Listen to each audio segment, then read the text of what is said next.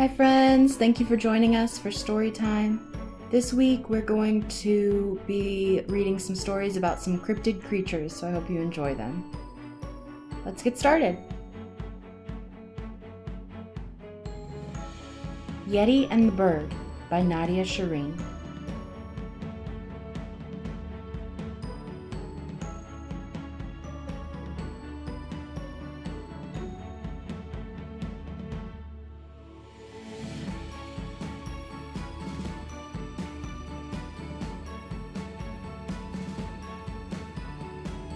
Deep in the forest, there lived a Yeti.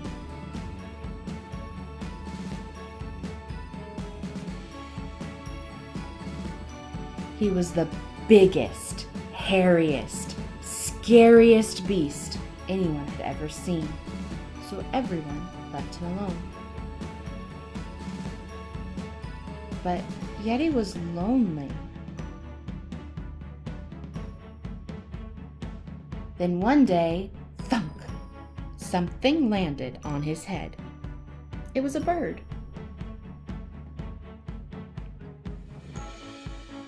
And this little bird didn't seem scared of Yeti at all. Not one bit. Instead, the bird told Yeti all about her journey. She seemed to think she had landed on a hot tropical island for the winter.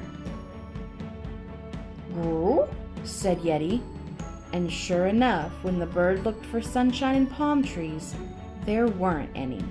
She was lost. The bird stopped bouncing and chirping. Yeti wasn't sure what to do with the sad little thing. After a while, he decided to pick up the bird and take her home.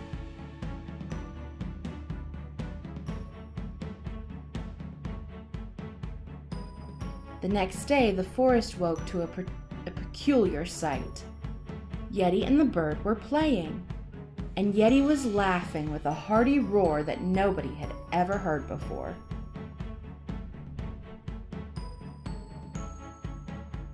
Every evening, the friends sang sweet, sad songs together, which soothed the forest to sleep. Yeti wished the bird could stay forever, but it was getting colder and he knew that soon his small friend would need to fly away. So Yeti carefully examined the bird's map and found out where she needed to go. Then he made sure she was packed and ready for the long journey ahead.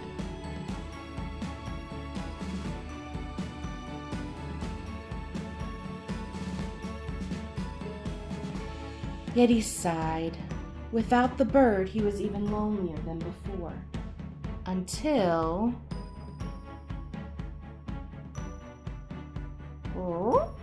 some new friends came out to play. Deep in the forest, there lives a Yeti with all his new friends. And every now and then, an old friend pops by to say hello.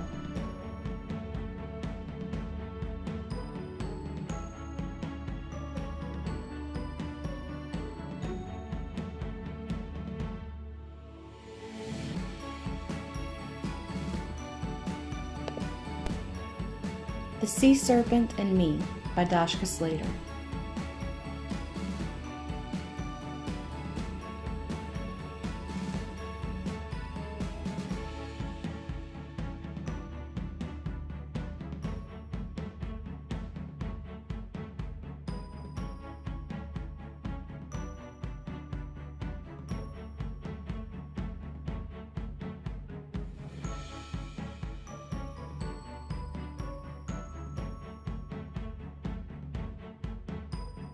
On Tuesday, as I was about to climb into the bath, a sea serpent dropped out of the faucet and into the tub.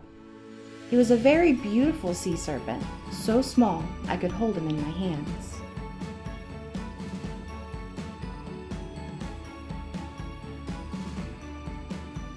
In the bath, we played together. I made the soap dish be a Viking ship, and he knocked it over with his tail. Then we made waves and splashed each other until the water covered the floor.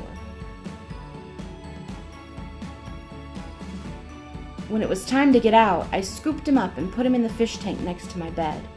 "How did you get here?" I asked him that night. "Don't sea serpents belong in the sea?" He told me a tornado had lifted him into the clouds one day. The clouds drifted over green jungles and silvery cities.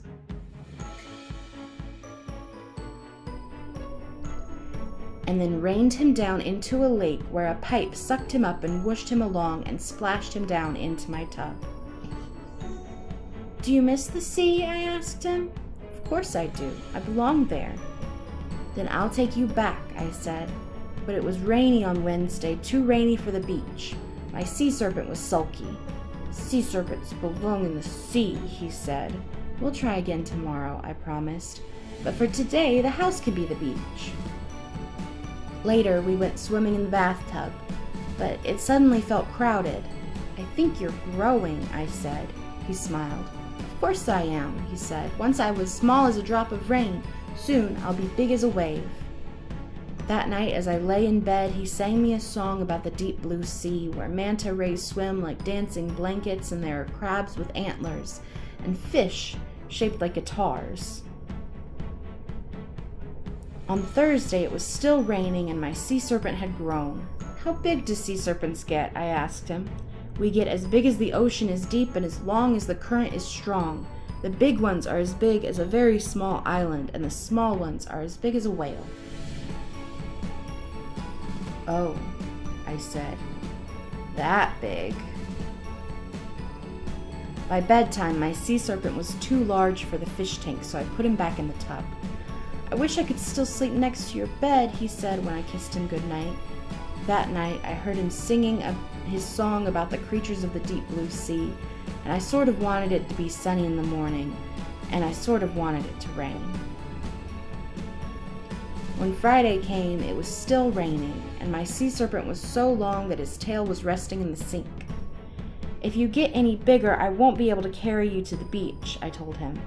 "When you think about it," he answered, "the rain isn't any wetter than the ocean." "Oh, you're right," I said. So I brought him down to the windy shore and dragged him through the sand until the water lapped at my toes. My sea serpent dove in and came up splashing. "Look how big I am," he yelled. "I can touch the bottom with my tail." "You're very big," I said, remembering how he used to be small enough to hold in my hands. Then the sun came out and we swam together. We rode the waves as if they were horses and floated as gently as stars in the sky. But people need towels and dry clothes and dinner, and sea serpents belong in the sea. "I guess it's time to say goodbye," I said when the sun sank low and pink in the sky. My sea serpent looked at the great green ocean that stretched out, way out to the edge of the world. "I'm very big," he said, "but the sea's a lot bigger. Maybe I should stay with you." I stroked his neck and almost said yes. But soon he'd be as big as a wave, and I knew he'd be happiest in the sea. "I'll stay right here," I told him.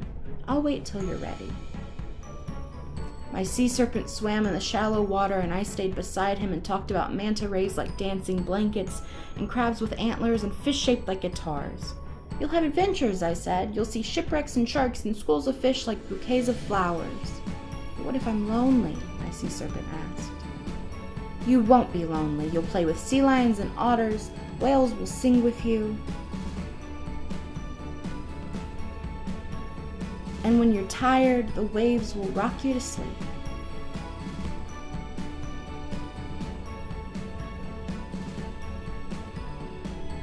"Remember when I was little," he asked, "how I slept in a fish tank next to your bed?" "Of course I do," I said. "You snored." My sea serpent smiled. "I'm not so little anymore," he said, and then he added, "I'm ready to go." I kissed his head, and he swam away. That night, I opened my window and listened for the sea. I could hear the waves and the laugh of a gull, and I thought I could hear my sea serpent singing. So I listened until I fell asleep.